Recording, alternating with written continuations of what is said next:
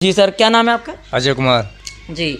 तो ये मिल्कीपुर क्षेत्र लगता है, तो ये बताइए क्या माहौल चल रहा है आपके मिल्कीपुर में, क्योंकि चुनाव भी काफ़ी देरी हो गया यहाँ चुनाव होने में। जी। तो क्या कहना चाहेंगे, क्या माहौल चल रहा है? माहौल अच्छा, हम तो बीजेपी के समर्थक नहीं है भाई। समर्थक नहीं है, तब भी बता दीजिए क्या माहौल है, सपा का माहौल है कि भाजपा का माहौल है? भाजपा का है। भाजपा का है। हाँ। किन कारणों से भाजपा का होगा माहौल? अब किस कारण से है, भाजपा का है बस। भाजपा जीतेगी? हाँ। कुछ कारण तो बताइए। अब कारण क्या है, कारण जो है सही है, भाजपा जीतेगी, हम यही जान रहे हैं बस। तो कटहरी देखिए, कटहरी में चुनाव हुआ, कटहरी में जो है बीजेपी वहाँ जीत गई, कई वोटों से, कई हजार वोटों जीत गई। तो क्या लग रहा है कटहरी की तरह यहाँ पे क्या भाजपा जीत जाएगी मिल्कीपुर में? जीतेगी। क्या इतना समय लगा, उसका फर्क नहीं पड़ेगा, माहौल में बदलाव नहीं आएगा? फर्क पड़ जाएगा। क्या फर्क पड़ेगा बताइए? बहुत बड़ा फर्क है। बहुत बड़ा फर्क? क्या फर्क पड़ेगा? इतना दिन चुनाव देरी क्यों हुई? देरी हो गई चुनाव होने में, तो यहाँ की जनता ने जो माहौल बना रखा था, वो माहौल में कुछ बदलाव आएगा कि नहीं? सब माहौल खत्म हो गया सपा का। माहौल खत्म हो गया? सपा का माहौल ही खत्म हो गया? खत्म हो गया।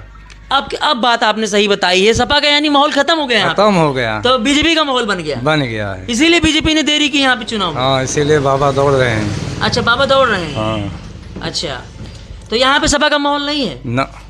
तो दावा तो ठोक रहे हैं। अभी देखिए अवधेश प्रसाद जी वर्तमान में सांसद हैं, वो भी कह रहे हैं कि यहाँ से हम जीत रहे हैं कई हजार वोटों से, उनके बेटे अजीत प्रसाद जी को उतारा गया है। तो कह रहे हैं हम दावा ठोक रहे हैं, अब की बार वो पूरी तरह से यहाँ पे जी जान लगा दी है कि मिल्कीपुर सीट जीतना है।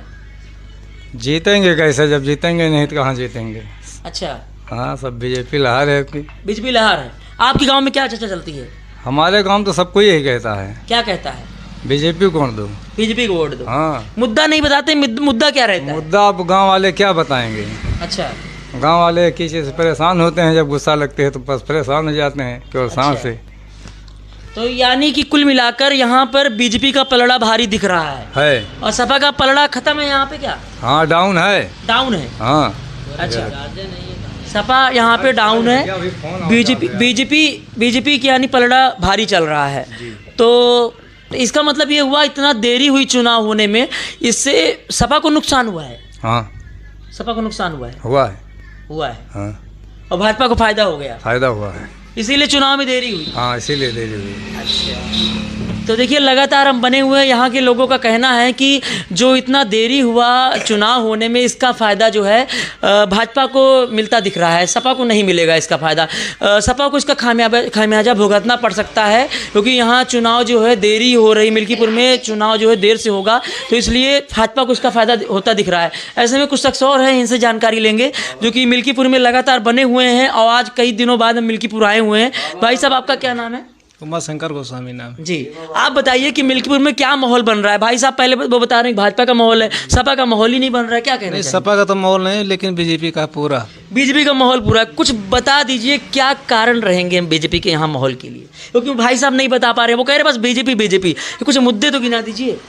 अरे मुद्दे यहाँ गोरखनाथ जी थे पहले, उन्होंने बहुत काम किया है। अच्छा, इसी कारण इनका माहौल बना है।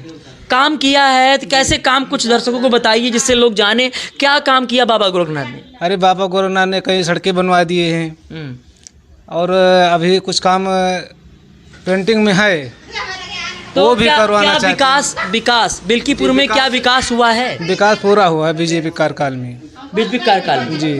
अच्छा, तो अवधेश प्रसाद जी जब यहाँ विधायक थे, अब तो वर्तमान में सांसद बन गए, तब क्या विकास हुआ? कुछ नहीं हुआ था। कुछ नहीं हुआ। लेकिन उनके जो समर्थक हैं सपा वाले कहते हैं कि अवधेश प्रसाद जी ने यहाँ बहुत विकास कराया, यहाँ पे कॉलेज बनवाया, ITI बनवाया, ऐसे कई सारे उदाहरण देते हैं। अरे बनवाए तो हैं जी। अच्छा, तो क्या उस पे बल उस जैसे कि जो उन्होंने यहाँ बनवाया, जो भी विकास कराया, क्या उनको वोट नहीं मिलेगा उस पर? अब नहीं मिलेगा। नहीं मिलेगा। क्यों? चुनाव देरी होने से क्या? जो मिल्कीपुर का उपचुनाव जो है समय लगा इतना होने में, अब जाके दिसंबर का महीना चल रहा है, कटहरी का चुनाव हो गया, पूरे उत्तर प्रदेश 9 सीटों पर चुनाव हो गया। कटहरी जिसमें से अयोध्या सटा हुआ ये भी था, अम्बेडकर नगर की सीट थी, तो वहाँ से चुनाव बीजेपी जीत जाती है।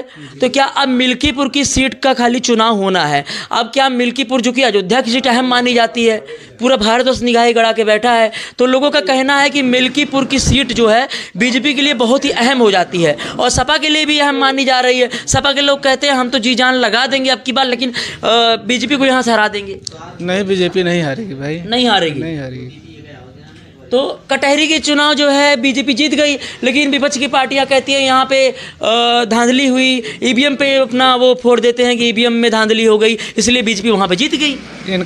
इनका ये को है मुद्दा कि ईवीएम खराब हो गया, इससे यानी अगर चुनाव हार जाते हैं ईवीएम को देते हैं। हाँ, देते हैं ये।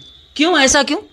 भाई जब हार जाते हैं तो क्या करते हैं, यही कहते हैं कि ईवीएम मशीन खराब हो गई, ये हो गया, और क्या। तो अगर जीत जाते हैं तो? जीत जाते हैं तो अब तो सभी विपक्ष की पार्टियां कह रही हैं बैलेट पेपर पे चुनाव होना चाहिए, ईवीएम को बैन करना चाहिए, लोगों की मांग उठ रही है लगातार। ये इनकी गलत फहमी है। लेकिन चुनाव आयोग लगातार दावा करता है कि ईवीएम को कोई हैक करके दिखा दे। क्या कहना चाहेंगे, क्या इनके जो दावे हैं वो सही हैं या गलत हैं? नहीं, गलत है। गलत हैं जी। तो कुल मिलाकर जो है जनता जो है भाजपा की तरफ जाती दिख रही है क्या? भाजपा को और जाती, सपा की तरफ क्यों नहीं जा रही जनता? नहीं, ये धोखाधड़ी करते हैं ना। धोखाधड़ी कैसे करते हैं? अरे ऐसे काम बताते हैं, काम नहीं करवाते हैं। अच्छा। वादा करके और भाजपा वाले करवाते हैं क्या? करवा देते हैं। भाजपा ने, आप जिस क्षेत्र मिल्कीपुर में हम इस समय मौजूद है, यहाँ पे कैसे कैसे विकास हुए हैं कुछ बताइए, कुछ विकास बताइए। क्योंकि अभी हम इसके पहले हरंडीगंज में थे तो वहाँ लोग बता रहे हैं सड़कों का निर्माण और भी कई सारे विकास बता रहे थे। तो आप भी कुछ गिना दीजिए, आपकी रेवतीगंज में है, कुछ बता दीजिए क्या विकास किए यहाँ पे। कौन?